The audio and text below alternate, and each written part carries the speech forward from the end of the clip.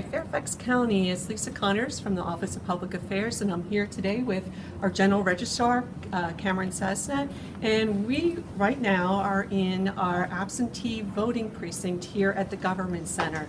As hopefully you're well aware, we have primaries, Republican and Democratic primaries next Tuesday, June 13th. So we wanted to tell you a little bit about what you need to know, not only for absentee voting, but what you need to know for voting next Tuesday, June 13th. So already, I was just looking at some of our numbers, we've already had over 2,000 people vote through our absentee voting, both mail-in and in-person. Can you tell us a little bit more about what's going on with our in-person absentee voting? Yeah, so here at the Government Center, for the last about 40 days or so, we've had about 1,200 people come through and vote here. We've actually had about 150 voted today. Wow. So we're seeing some numbers tick up pretty quickly. We'll expect that to go on pretty heavily through the end of absentee voting, which will be on Saturday, this coming Saturday, the 10th. So tell us what's going on Saturday. So this Saturday, of course, we'll be open here. We'll be navigating through the Celebrate Fairfax. It's always interesting to work on the same day that Celebrate Fairfax is going on, because it's a really good opportunity to engage with the community. However, it does make it very difficult for voters to get in and out of the Government Center. So for that Saturday only, June the 10th, we will be opening our satellite voting locations from 9 a.m. to 5 p.m. So the same locations that we used in the presidential election, those will be open. We do open from 9 a.m. and we will close at 5. As long as you're in line by 5 p.m., you'll have a chance to cast a ballot in person for your absentee ballot on Saturday, June the 10th. Okay, great. And you can find those 9 other locations in addition to the Government Center. You can find those online if you go to fairfaxcounty.gov/elections and look for absentee voting, and all that information is on there. And as you know, we have through this week also, you can continue to vote absentee in person at the Government Center here in conference rooms 2 and 3. Yep. This is where you'll be coming. So we'll be open through Saturday, but have those 9 other locations. Strongly encourage everybody to try and take advantage of earlier in the week, because Celebrate Fairfax is such a big celebration. They're going to start moving things around and shutting down some of the parking lots. So if you can't make it this Saturday, try and come in early in the week. It's going to be a lot easier for the parking and getting in and out of the Government Center. Right, exactly. And also note about absentee voting, as many of you are aware, and we had so many people who did absentee voting for the presidential election, but you have to have a reason. You have to have an excuse. But there are 19 of them. So can you tell us a few of the reasons that someone could absentee vote? Yeah, so there are 19 reasons in Virginia that allow you to request and receive an absentee ballot, whether by mail or in person. Those 19 reasons range from your commute, your personal business, vacation. It's always interesting getting those applications and finding out people going to Tahiti on election day. We should go find out if you're actually there. But there's also disabilities and illnesses allow you to be away from your polling place, so you can get an absentee ballot. And you can look at the entire list, and they range quite extensively through a number of things. And while it's 19 now, we're actually in July going to change over and add one more reason. Oh, great. So Virginia's on the move. 20. Right. Right now there's 19. So. Okay, great. And also, just a note too, because I was just thinking when we were talking about reasons to vote, a teacher might be someone who would be a good person who might want to absentee vote if they're coming in early and having to, perhaps they're an advisor and need to keep late hours. But just a note on that is that our schools will be in session on next Tuesday, and so we'll talk about that a little later, but just for people to know, because we haven't had a largish election while schools were open for a while. So you might be surprised when you go to the polls and find that there's people there. So, yeah. Okay. So I want to also talk about some exciting news that we have that we just sent out last week, I believe, is that we are now providing ballots and voter information in 4 languages. Correct. Tell us a little bit about that. So December last year, the Census Bureau released information from the American Community 5-year survey. And they made the determination that Fairfax County has a population that is slightly less than proficient in English, that is triggered a requirement for us to provide information in Vietnamese. When we looked at the data and looked at those numbers, we also saw that the Korean population was very close to that threshold as well. So the Electoral Board in Fairfax County made a policy decision to include Korean as one of its required languages.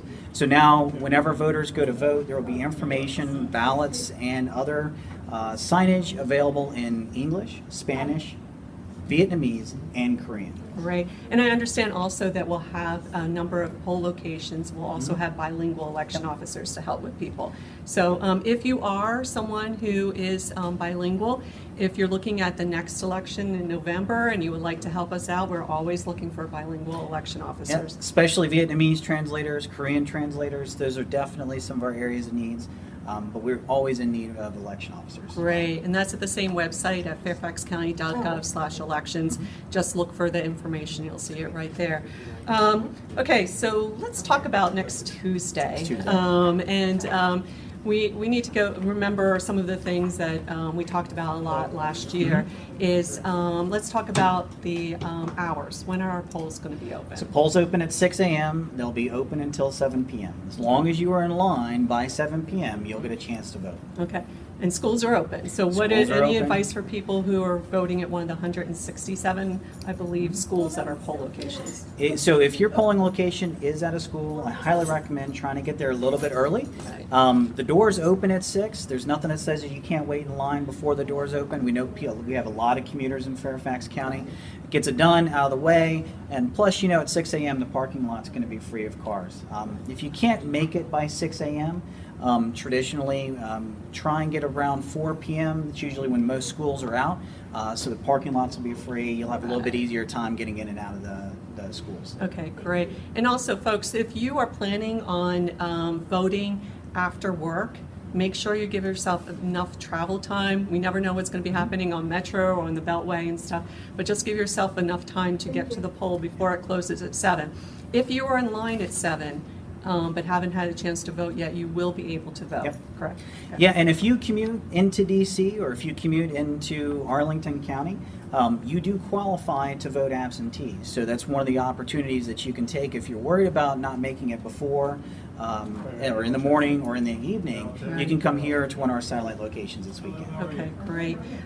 Now, photo ID. We know that you need to bring a photo ID to vote on Tuesday, or actually to vote in person absentee as well.